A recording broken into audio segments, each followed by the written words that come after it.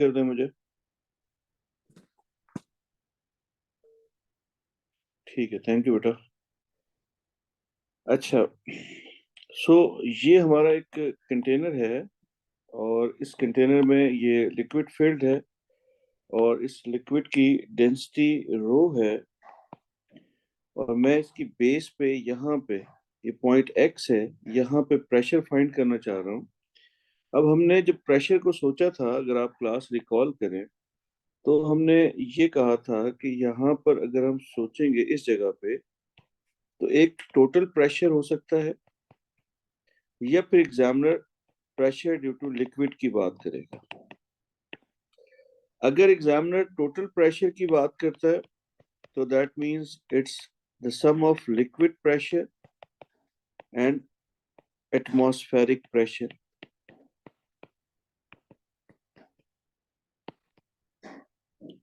तो यहाँ पर एट द टॉप सरफेस जो एटमॉस्फेयर है, वो जो प्रेशर एक्सर्ट कर रही है, इसको मैं पी नॉट से डिनोट कर रहा हूँ, एटमॉस्फेरिक प्रेशर को। तो ये हमारे पास टोटल प्रेशर बन जाता है। इस तरह के हमने कुछ प्रैक्टिस क्वेश्चंस भी किए हैं, पास्ट ईयर्स के क्वेश्चंस थे। और सोनली अगर आपको pressure due to liquid find करना है, तो प्रेशर ड्यू टू लिक्विड आपके पास इक्वेशन थी रो जी एन एच। तो रो वाज द डेंसिटी, रो जो है डेंसिटी ऑफ लिक्विड है, एच जो है that is the depth of liquid. ये मैं मेंशन कर रहा हूँ, आप प्लीज देख लीजिए। ये हमारे पास एच है और मैंने उस वक्त भी कहा था कि एग्जामिनर जो पॉइंट थे उसके अबव जो हाइट होती है वो एच है, गिवन पॉइंट के अबव। सपोज दैट अगर मैं आपको कहता हूँ कि ये एक पॉइंट है वाई, इस वाई पॉइंट पे बेटा हमारे पास क्या हाइट बनेगी, तो ये बन जाएगी height H Y, height for Y. ठीक है, हमेशा जो गिवन पॉइंट है इस पॉइंट से अबव आपने यूं सोचना है, तो वो आपके पास हाइट बनेगी। आई होप हमें सबको ये बात याद है, इसमें कोई नई बात नहीं है। And pressure due to liquid is rho G H. Everyone knows G, meaning of G, it's 9.8, it's gravitational acceleration. अच्छा, आज का हम काम क्या कर रहे हैं, वी आर स्टडिंग बैरोमीटर। हम बैरोमीटर को स्टडी करना चाह रहे हैं और इसको स्टडी करने के लिए हमारे पास एक सर्टेन शेप होगा, लेकिन बैरोमीटर को हम करेंगे क्या, ओ लेवल्स में हम बैरोमीटर को यूज करके टू मेजर एटमॉस्फेरिक,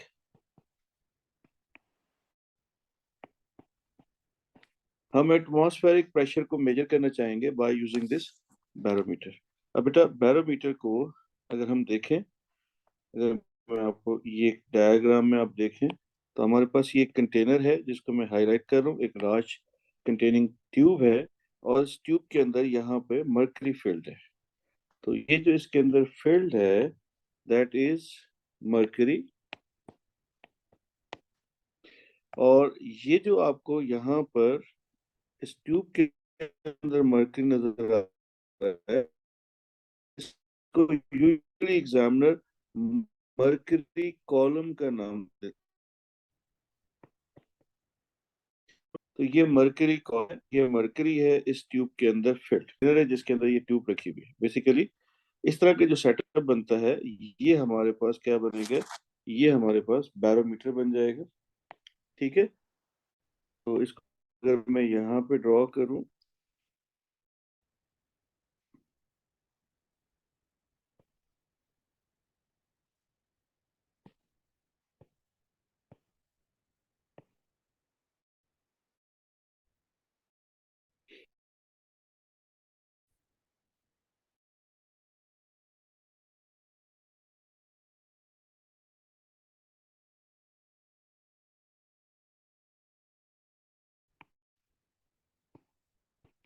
ये कंटेनर में यहाँ पे जिसको मैं इस वक्त highlight कर रहा हूं, दिस इज मर्करी।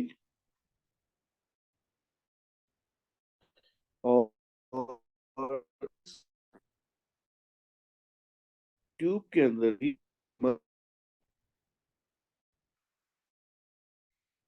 ये जो ट्यूब है कंप्लीटली ये filled,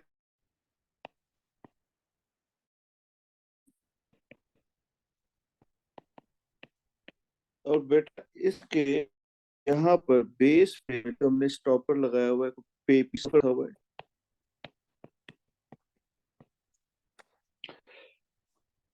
सब लोग मेरे साथ हैं, आई होप किसी को कोई प्रॉब्लम नहीं है। दोबारा से एक दफा देखें। ये मैंने एक कंटेनर बनाया है, इस कंटेनर में एक लिक्विड फील्ड है और मैंने इस लिक्विड को मरकरी कंसीडर किया हुआ है। एक मैंने ये ट्यूब ली है और इस ट्यूब के अंदर भी मरकरी फील्ड है और इसमें कंप्लीटली मरकरी फील्ड है। इसमें एक सिंगल एटम ऑफ एयर कुछ भी नहीं है, ये कंप्लीटली मरकरी से फील्ड है। और मैंने इसको इस ट्यूब के अंदर इस तरह से प्लेस किया, इसकी बेस पे यहाँ पे पीस ऑफ पेपर लगा हुआ। अब मैं क्या करूंगा बेटा, अब मैं इस पीस ऑफ पेपर को यहाँ से रिमूव करूंगा। जैसे ही मैं इस पेपर को यहाँ से रिमूव करूंगा तो अब क्या होगा वो देखेंगे। अच्छा, इससे पहले एक काम और है, ये समझने की जरूरत है। मैं एक बात भूल गया, तो इस पे थोड़ा सा काम कर लेते हैं। देखें, यहाँ से लिक्विड की सरफेस पे, मरकरी की सरफेस पे ये एटमॉस्फेरिक प्रेशर एक्ट कर रहा है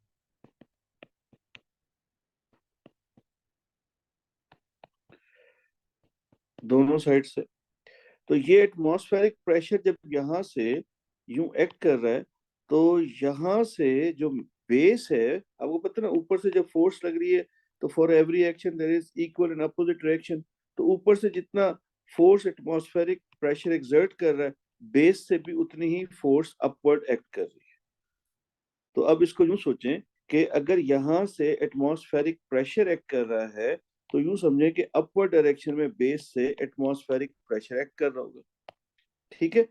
तो ये जो पीस ऑफ पेपर है, इस पे यूं समझें आप कि यहाँ पर एटमॉस्फेरिक प्रेशर एक्ट कर रहा है। अब दोबारा से सोचें, ये यहाँ से एटमॉस्फेरिक प्रेशर है, तो जो बेस है इसकी यहाँ से भी equal and opposite pressure upward lift करेगा।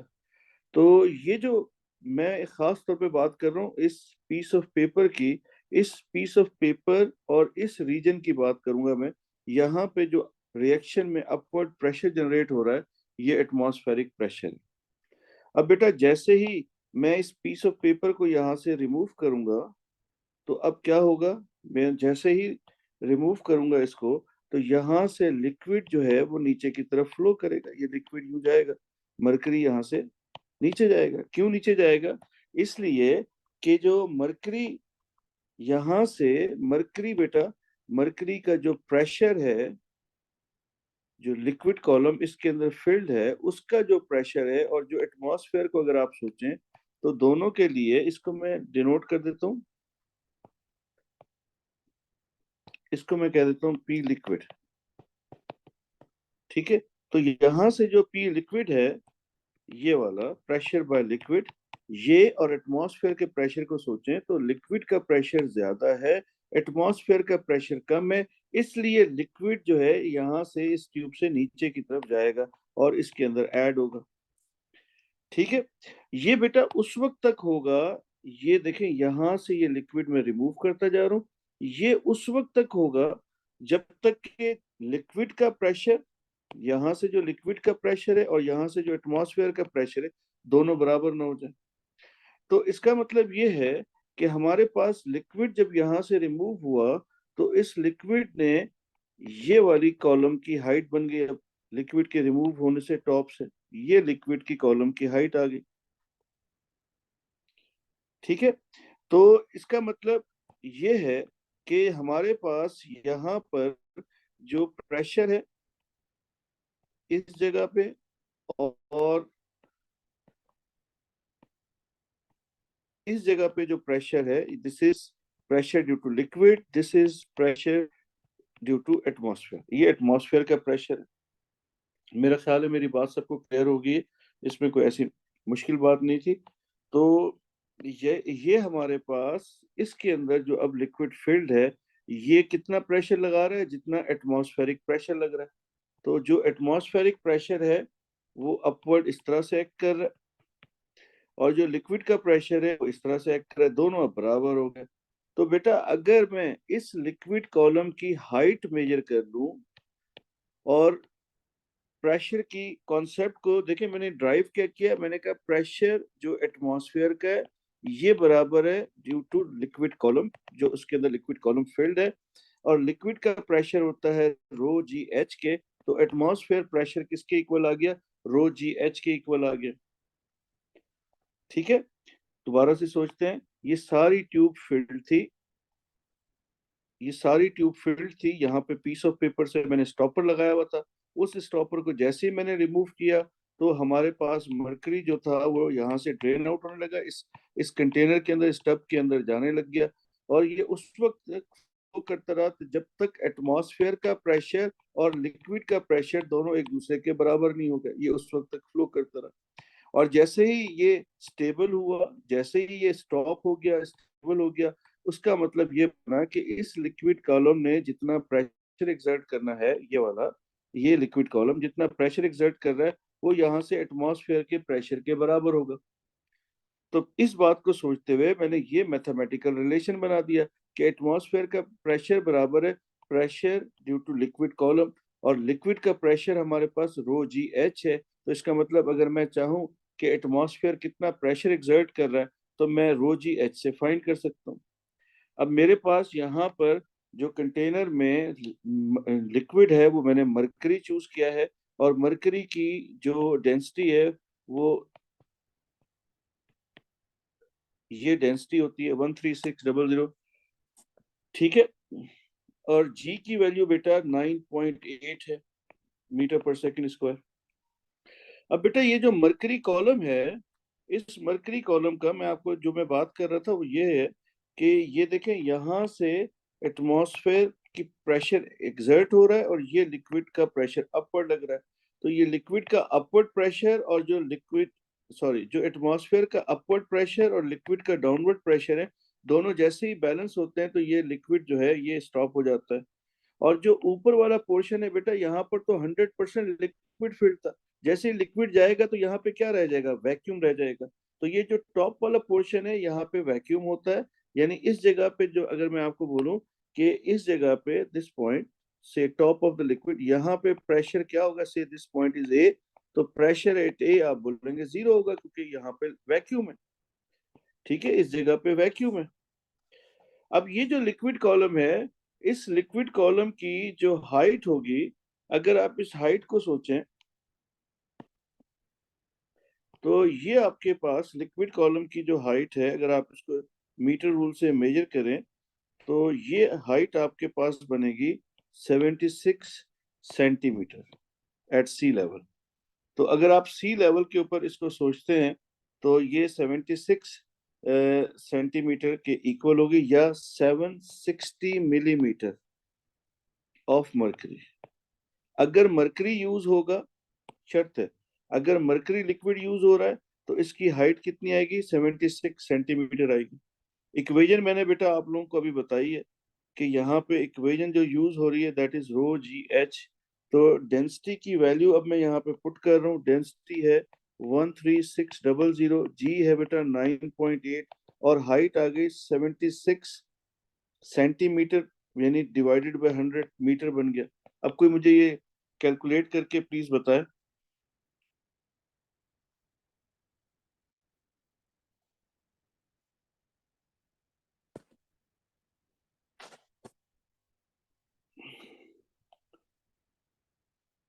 प्लीज कोई कैलकुलेट करके मुझे बताए।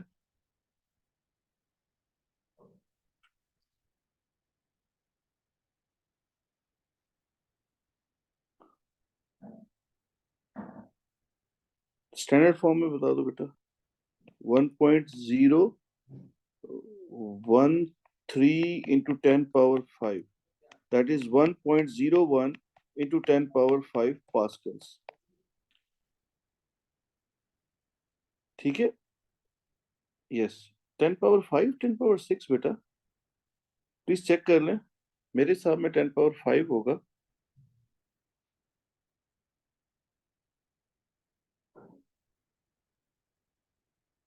10 पावर 5 है बेटा, इसकी वैल्यू यही है, आपने शायद गलत वो किया है। जी ठीक है, ठीक है हमजा। अच्छा, अब बेटा ये हमारे पास जो है मेरा मैसेज आई होप कन्वे हो गया है कि मैं इसको इस डायग्राम पे इलस्ट्रेट कर लेता हूँ कि हमारे पास जैसे ही हमने यहाँ पर बेस पे जो स्टॉपर था, इस स्टॉपर को रिमूव किया, तो ये जो लिक्विड है ये नीचे की तरफ जाना शुरू हो गया, क्योंकि जो लिक्विड प्रेशर एग्जर्ट कर रहा है वो, और जो ऊपर से एटमॉस्फेयर प्रेशर एग्जर्ट कर रही है वो, इन दोनों के अंदर क्या है बेटा, इम्बैलेंस है। लिक्विड का प्रेशर ज्यादा था और एटमॉस्फेयर का प्रेशर कम था, तो ये यहाँ से लिक्विड ड्रेन आउट होता गया इस कंटेनर के अंदर, अनलेस उस वक्त तक ड्रेन आउट होता रहा जब तक कि लिक्विड यहाँ से जो प्रेशर लगा रहा है और ऊपर से जो अपवर्ड प्रेशर एटमॉस्फेयर का लग रहा है, ये दोनों एक दूसरे के बराबर नहीं हो गए।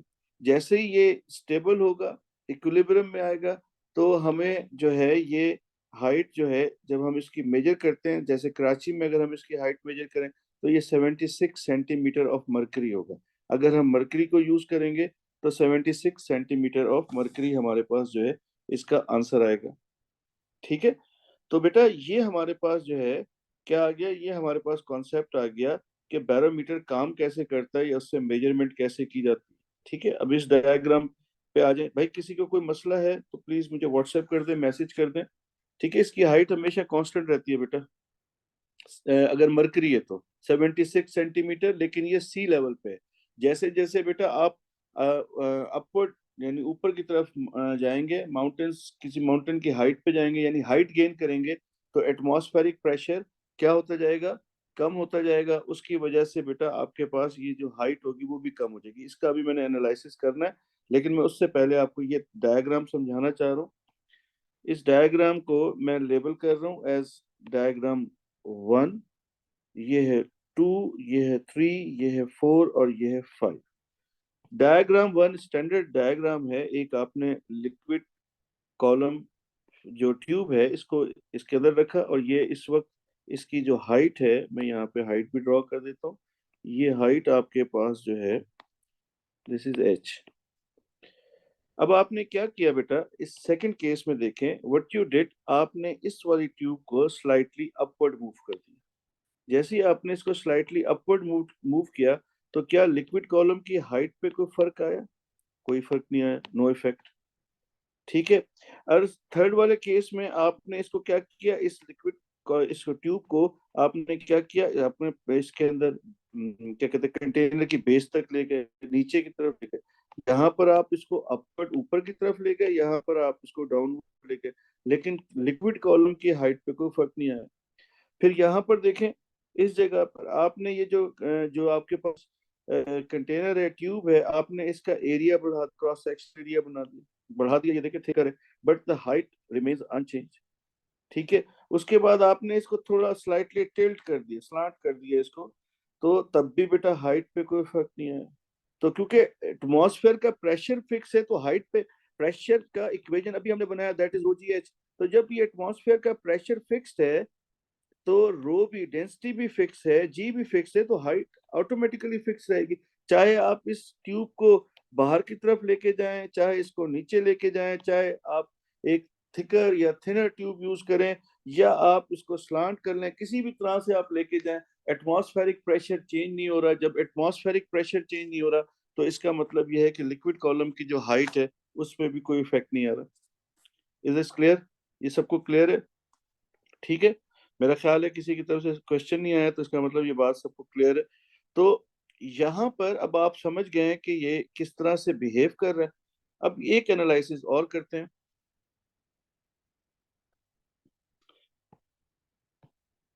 अब एक एनालिसिस बेटा और करते हैं।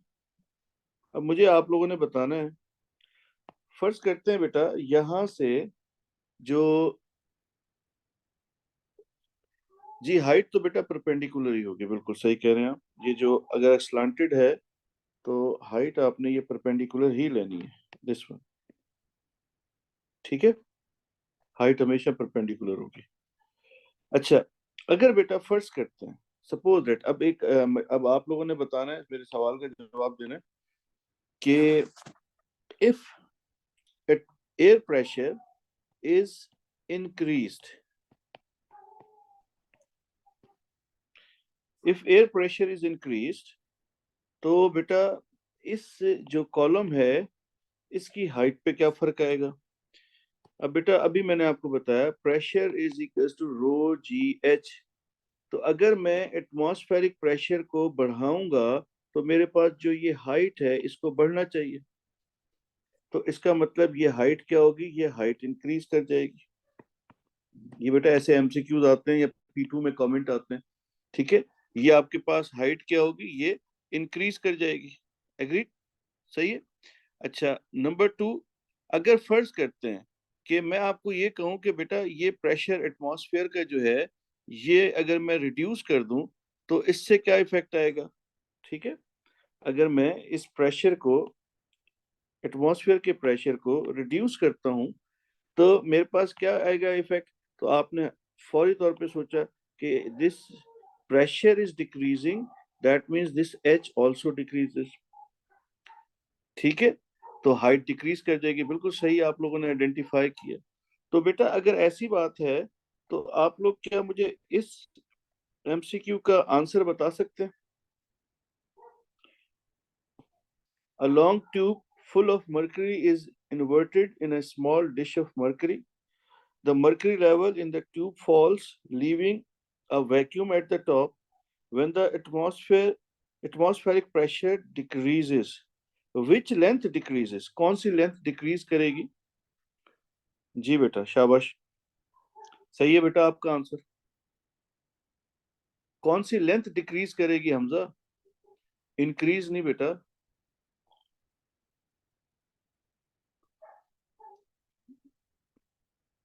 जी, हसनैन सही कहा है आपने।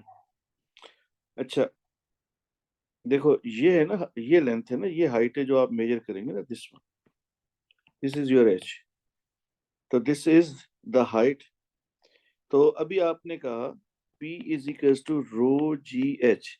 If this pressure decreases, this height H also decreases. तो जो हाइट है QR लेंथ जो है ये क्या हो जाएगी? ये डिक्रीज कर जाएगी। ठीक है, सी ऑप्शन सही था। मेजॉरिटी लोगों ने सही आइडेंटिफाई किया, सी इज द आंसर। भाई अगर किसी को प्रॉब्लम है तो मुझे पूछ रहे, अभी व्हाट्सएप पे मैसेज कर दें आप। ठीक है, ये बात क्लियर है। एक क्वेश्चन और सॉल्व कर दें, ये वाला। The diagram shows a simple mercury barometer. Which height is measure of the atmospheric pressure? A option, B, C, D, कौन सी ऑप्शन है? यस, सही है बेटा। ठीक है, ठीक है बेटा, सी ऑप्शन सही कहा है आपने। तो आंसर इज सी, बिल्कुल ठीक है बेटा। ये हमारा आंसर आ गया C. This is the height H.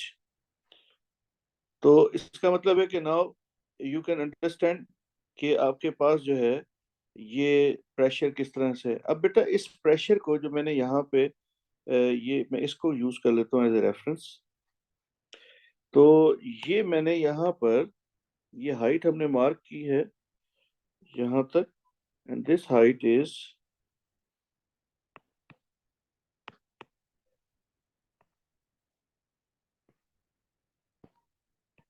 76 centimetre of mercury. ठीक है। अच्छा, अब बेटा एक बैरोमीटर डिजाइन करते हैं और ये बैरोमीटर में हम कहते हैं कि instead of mercury water is used.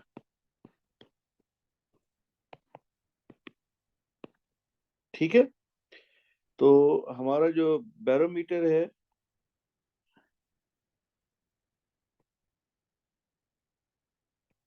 इस बैरोमीटर में अब वाटर हमने फिल किया हुआ है, ये यहाँ पर ये वाटर फिल्ड है। तो बेटा ये जो वाटर होगा इसकी, वाटर की जो ये हाइट है एच, ये कितनी होगी? अच्छा, अब एच कैलकुलेट करते हैं। तो हमें पता है एटमॉस्फेरिक प्रेशर अभी आप लोगों ने मुझे कैलकुलेट करके बताया था 1.013 इंटू 10 पावर 5 पास्कल्स। जी की वैल्यू बेटा 9.8 मीटर पर सेकंड स्क्वायर है। और density of water is 1000 kilogram per metre cube. तो प्लीज मुझे कोई एच कैलकुलेट करके बताए कि एच कितना हो जाएगा अगर instead of mercury if we use water, तो हमारे पास क्या इफेक्ट आएगा, एच कितना होगा, ये कोई कैलकुलेट करे।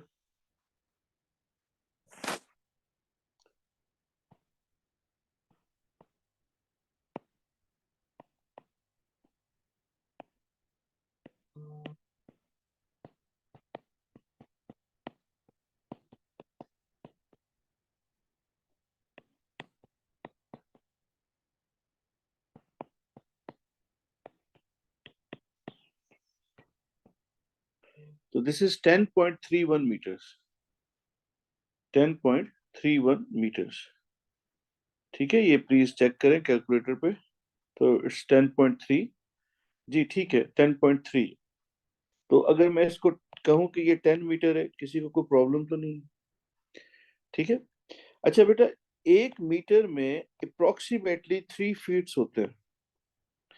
तो हमारा जो आपके पास जो रूम है, इसकी हाइट होती है यूजुअली 12 फीट, रूम की हाइट होती है। तो 12 फीट का मतलब ये है कि एक रूम की हाइट 4 मीटर है। यानी कि अगर आप घर पे अपने घर की एक स्टोरी की हाइट सोचें, अगर ये आपके पास घर की ये ग्राउंड है, this one story is around 12 feets. तो और 3 मीटर अगर मीटर्स में सोचें, डबल स्टोरी अगर है तो ये 6 मीटर हो जाएगा, और अगर ट्रिपल स्टोरी घर है तो ये 9 मीटर होगा। Now imagine the height of this mercury column, कि ये जो मर्करी कॉलम है इसकी जो हाइट होगी दिस वन, ये हाइट कितनी बड़ी होगी, 3 स्टोरी बिल्डिंग के बराबर, तकरीबन उससे बराबर या उससे थोड़ी सी ज्यादा होगी। ठीक है। तो अब क्लियर हुआ कि why we are using mercury. हम मरकरी क्यों यूज कर रहे हैं, क्योंकि मरकरी की डेंसिटी है ज्यादा। तो मरकरी की जब डेंसिटी ज्यादा है तो लिक्विड कॉलम की जो हाइट है वो कम आती है। दिस मेक्स मरकरी बैरोमीटर, ये जो बैरोमीटर है, इसकी वजह से ये बैरोमीटर क्या बन जाता है, पोर्टेबल बन जाता है।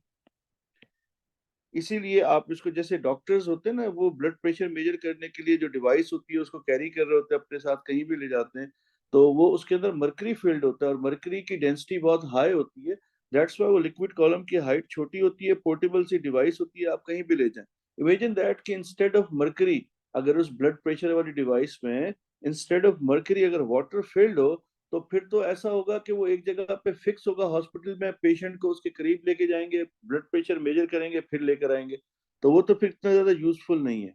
ठीक है। तो why mercury is a portable device, mercury sorry barometer is a, how barometer is made portable, यूं सोचे आप। तो by using mercury, that makes it the higher the density, तो उससे हाइट का जो लिक्विड कॉलम का हाइट है दैट डिक्रीजेस। कोई मसला इसमें भाई, किसी के जहन में कोई प्रॉब्लम? ठीक है। तो हमने सारे फैक्टर्स इसमें आइडेंटिफाई कर लिए। अब बेटा मुझे यहाँ पर आपकी एक और हेल्प चाहिए। ये जो क्वेश्चन मैं इस वक्त सॉल्व कर रहा हूँ, ये क्वेश्चन हमारे पास है विंटर 2023 पेपर 22। ये अभी जो विंटर में पेपर हुआ है उसका क्वेश्चन नंबर 4 है। इसमें जो एग्जामिनर है वो कह रहा है, figure 4.1 shows a long vertical tube sealed at base and open at other end. The tube is 1 meter long. Tube जो है वो 1 मीटर लॉन्ग है, और the cross sectional area of the tube, इसको मैं हाईलाइट कर लेता हूँ, cross sectional area of the tube जो है वो हमारे पास 4 × 10⁻⁻⁴ है। और जो हमारे पास डेंसिटी ऑफ द लिक्विड है that is 1.4 × 10⁻⁴ kilogram per metre cube. The atmospheric pressure is 1 into 10 power 5 Pascal. Calculate the total pressure in the liquid at the bottom of the tube. Please, अब ये आप लोग खुद calculate करेंगे। मैंने आपको start में बताया था टोटल प्रेशर कैसे फाइंड करते थे, याद करें, मैं यहाँ दिखा देता हूँ। टोटल प्रेशर के लिए I have shown you the equation, atmospheric pressure plus pressure due to liquid. Use this concept, use this equation, calculate this pressure. ये मैं डेटा आपको शो कर रहा हूँ, प्लीज आप लोग खुद कैलकुलेट करें, मुझे व्हाट्सएप पे आंसर करें।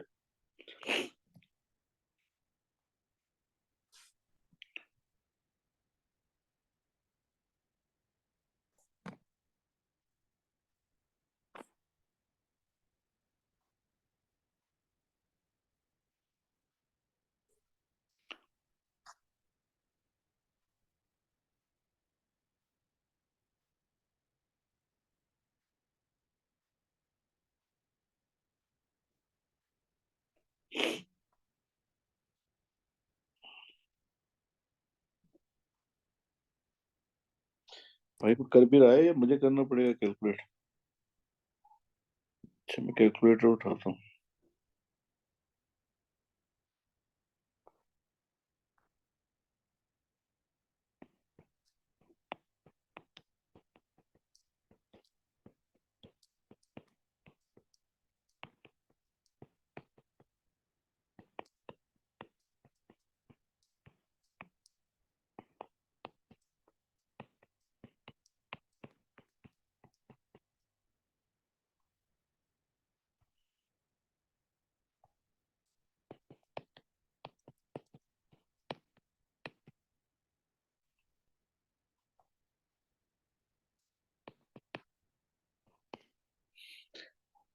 जी, 2.37 इंटू 10 पावर 5 आंसर दिया है सुभान ने।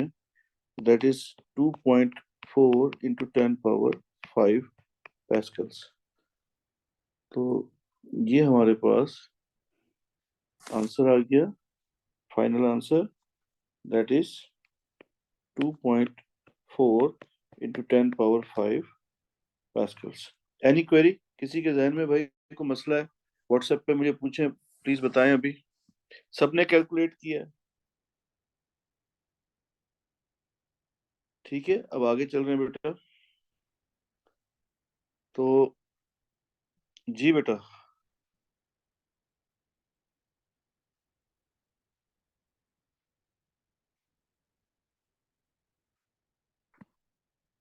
अल्लाह अकबर। जब तक ये आप लोग फोर्स फाइंड करें, the force exerted on the inside surface of bottom of the tube, यानी यहाँ पर जो फोर्स लग रहा है इनसाइड बॉटम ट्यूब पे, ये force, this force he is asking. Okay बेटा, हमजा ने कैलकुलेट कर लिया, शाबाश। प्लीज सब लोग फाइंड करें। ये मैं इसको जूम आउट कर दिया मैंने थोड़ा सा, ताकि अगर आप डाटा देखना चाहें तो देख लें।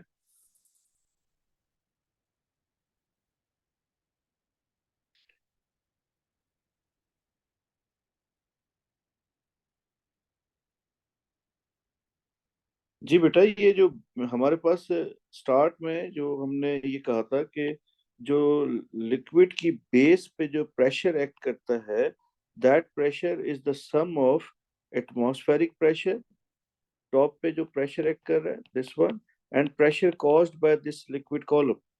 तो लिक्विड कॉलम जो प्रेशर कॉज कर रहा है, इन दोनों का सम करेंगे तो आपके पास टोटल प्रेशर आएगा। तो लिक्विड का जो प्रेशर होता है वो रो जी एच है। क्वेश्चन के अंदर एटमॉस्फेरिक प्रेशर हमें उसने बता दिया, इसकी वैल्यू हमने यहाँ रख दी।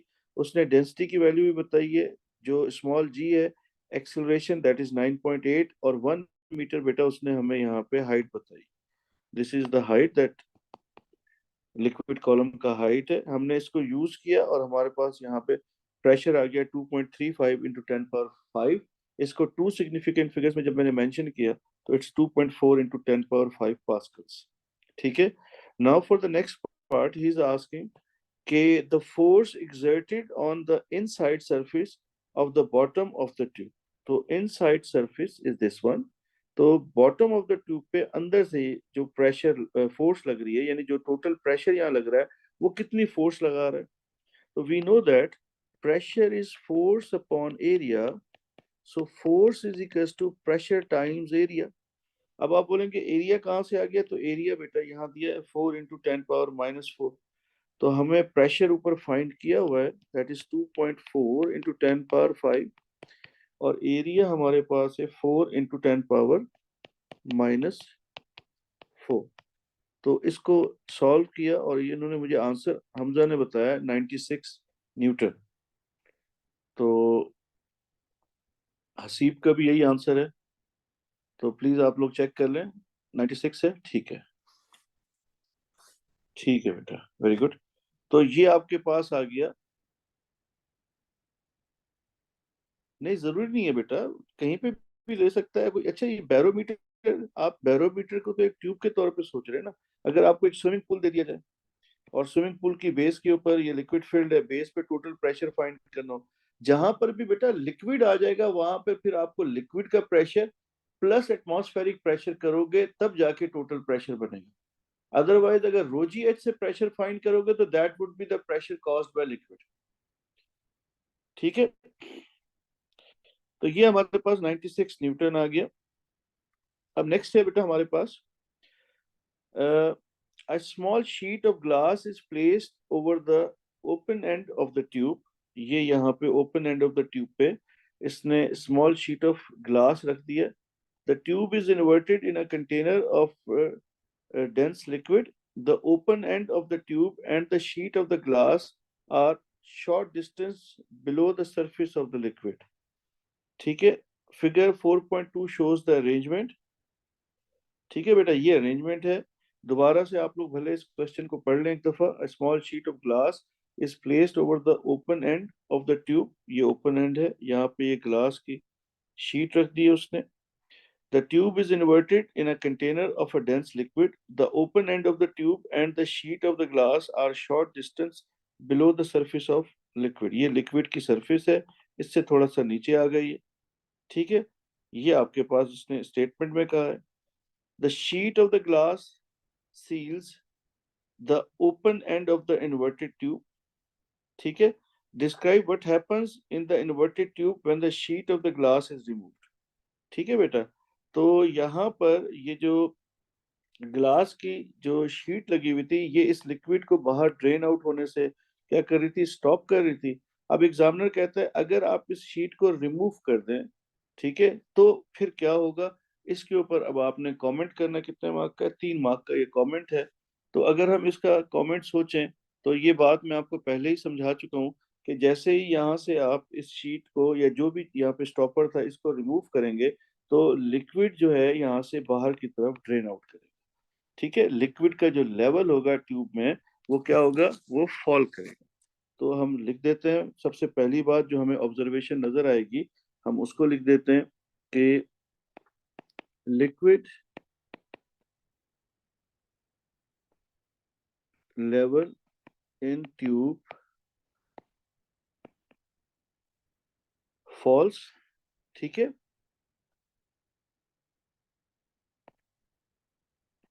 when atmospheric pressure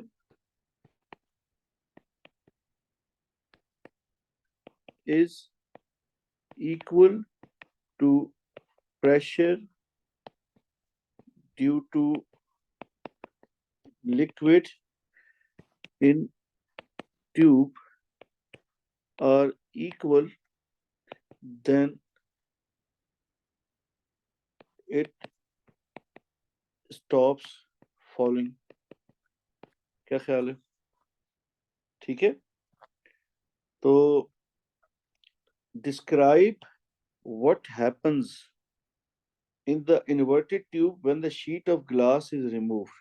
When this sheet of glass is removed, what happens, क्या होगा।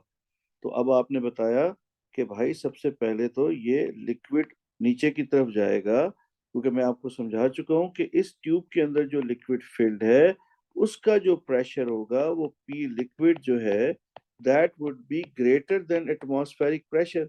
तो इसलिए ये यहाँ से क्या होगा, लिक्विड यहाँ से स्केप करेगा और यहाँ से लिक्विड स्केप करेगा और यहाँ पे क्या आ जाएगा, वैक्यूम आ जाएगा।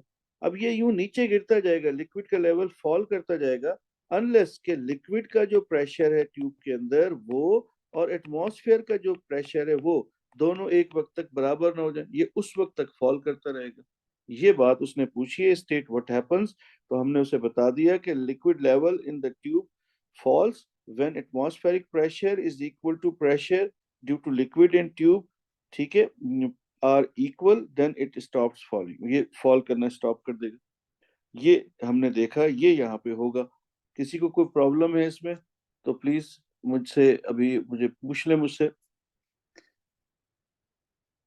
Yes, due to imbalance of liquid, बिल्कुल सही कहा बेटा आपने, लिक्विड के प्रेशर की वजह से।